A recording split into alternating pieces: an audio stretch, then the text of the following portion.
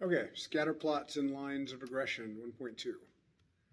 This is stuff we'd use in AP Stats a lot, so they're starting with you here. All good stuff and very usable in the real world. Okay, so you're going to go to Desmos and enter this table of data. Draw the graph as best as you can. So I've got most of it in Desmos already, so we're going to look at it here. Here's the table. Make sure you go to Desmos and get this in there because I want to show you how to do this. You can see over here, we don't see any of the data. If you click on this little magnifying glass right here, zoom fit, it will zoom out and show you the data. So use that to find what you need, and let's go back here. Okay, so what does the dot at 26.3.0.89 represent? Well, that's when the average sea surface temperature was 26.3 degrees Celsius. The growth rate per year was 0.89 centimeters per year. We want to be able to give this in context. When the average sea surface temperature was 26.3 degrees Celsius, the annual growth rate of the coral reef was 0.89 centimeters a year. Is there positive, negative, and no correlation between the surface temperature and coral reef growth? Well, it seems to be a negative. It seems to be going downwards. Slightly negative correlation. As temperature rises, the growth rate declines, generally. Would a linear function be most appropriate? It looks fairly linear with a roughly constant rate of change. Real world, you don't get perfectly constant rate of change with real world data, so you're looking for as best you can. Now, outside of this, who knows? This may curve up and be exponential. Who knows? But within the data we have, it looks pretty linear. So on Desmos, we're going to do a linear regression. This button right here, add regression. And we're going to added a line here, a regression line for us. Now, later on, you can click here and you'll have all the different regressions. We're going to do quadratic regression. We're going to do exponential regression in later lessons. So this gives you an idea of where that is. Here is our equation of the line. So we have ax plus b. We'll come back to this in just a second. Let's see. The equation of the regression line then is negative 0.15789 plus 5.03895. This is the slope, and we need it in this context. So for each additional x, the slope, this is the definition of slope on a regression line always. For each additional x, the predicted y increases or decreases by the slope. So x and y, x is the temperature in Celsius, average yearly temperature, and y is the centimeters of growth, so that's all we do it. For each degree in Celsius the temperature rises, the predicted coral growth rate decreases by that many centimeters. 5.03895 is our y-intercept. We're going to interpret it in context. When x is 0, y is that. So now just replace x with degrees Celsius and y with growth rate. That's what we do. When the temperature is at 0 degrees Celsius, the predicted coral growth rate is 5.03895 centimeters. If it was 27.5 degrees, what would the predicted growth rate be? Well, we can just plug 27.5 degrees in for x right here. And then just calculate that, and we get the predicted growth rate was 0.697 centimeters. Now, could we be sure of these last two answers? Could we be sure, or even, adequately sure of 0.697 or 5.03895? Well, no, these are both outside of our data set. Our data set starts at 26.1 and goes to 26.7.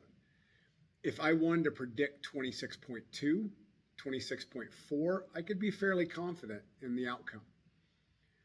But anything outside of that 27.5, ish, we could be confident. But 0, that's 0 degrees Celsius is freezing. So, that would be wildly inappropriate to use that. This is called extrapolation. Both are well outside the data set. We do not know how the growth rate changes outside of this data.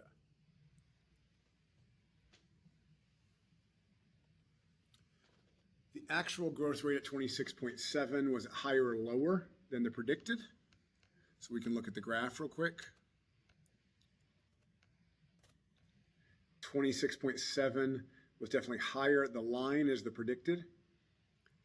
So it looks like about 0.2 or 0.02-ish, I'm sorry.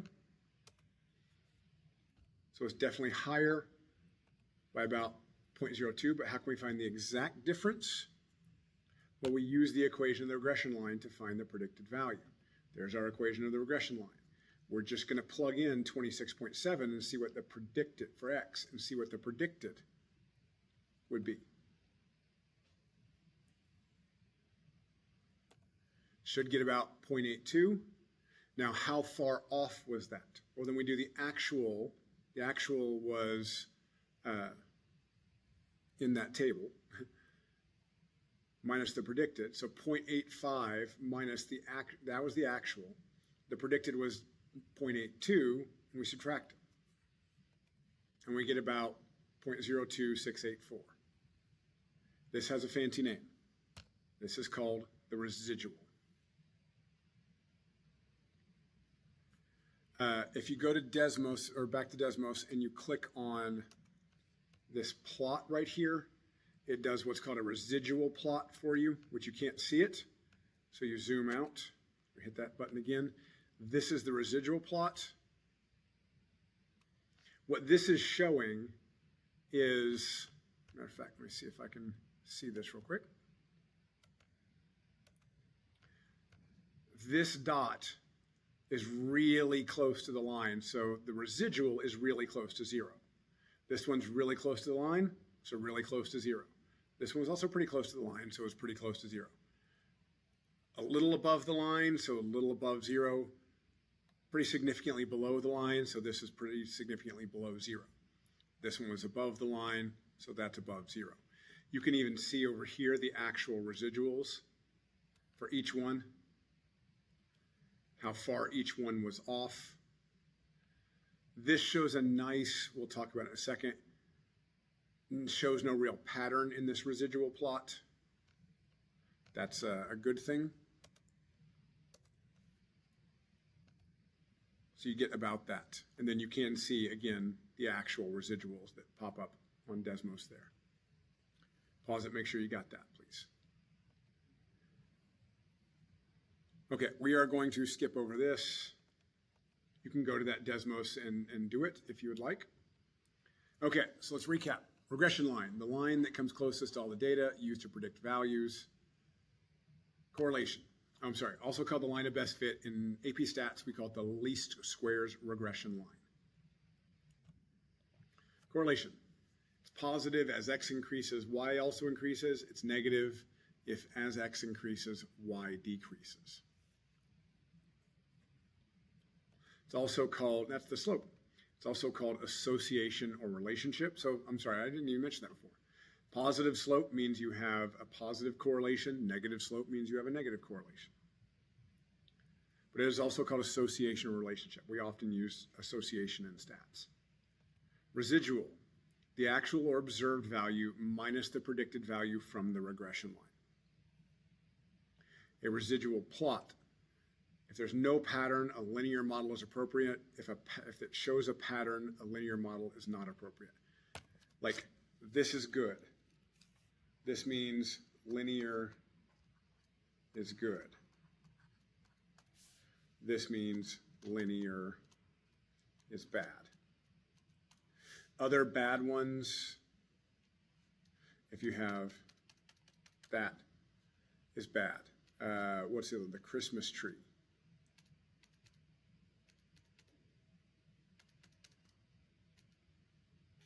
It just kind of keeps getting wider and wider. That's not good.